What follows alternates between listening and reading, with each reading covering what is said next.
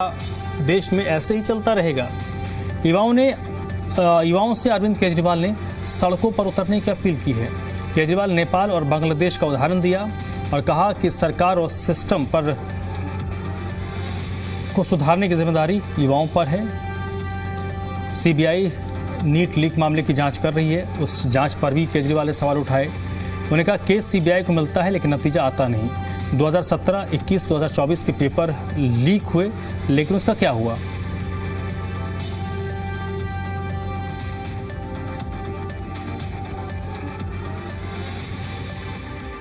अगर एक के बाद एक दर साल नीट के पेपर लीक हो रहे हैं तो पैसा सबसे टॉप पे पहुंच रहा है, सबसे टॉप पे।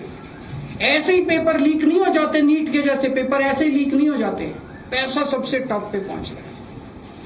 तो जब आप सिस्टम की बात करते हैं तो आप उस टॉप को बचा रहे हैं, अनजाने में बचा रहे हैं। मैं जानता हूं आपकी मंशा नहीं है, लेकिन अनजाने में उस टॉप, ये सिस्टम कोई इमेजिनरी नहीं होता, फिक्शन नहीं होता, सिस्टम हवा में नहीं होता। सिस्टम के पीछे लोग हैं। सीधे आरोप लगाइए जो इस खेल के अंदर शामिल है, उनको जेल में भेजिए, सड़कों पे उतरिए, आंदोलन कीजिए और इस घिनौने खेल को बंद कीजिए।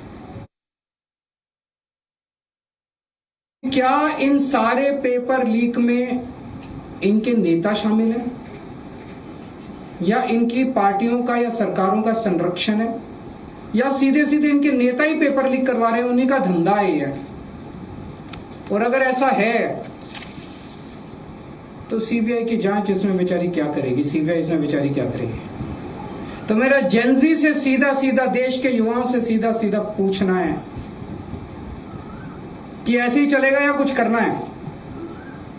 ऐसे ही हर साल आप देखो, 2017 में पेपर लीक हुए, उसके 4 साल बाद 2021 में हुए, उसके 3 साल बाद 2024 में हुए, उसके 2 साल बाद 2026 में हुए, अब उसके 1 साल बाद 2027 में होंगे और हर साल पेपर लीक होंगे अगर आपने कुछ नहीं किया तो। अगर नेपाल का और बांग्लादेश का जेनजी सड़कों पे उतर के अपने देश की सरकारों को बदल सकता है तो हमारे देश का जेनजी पेपर लीक करने वाले मंत्रियों को जेल नहीं भेज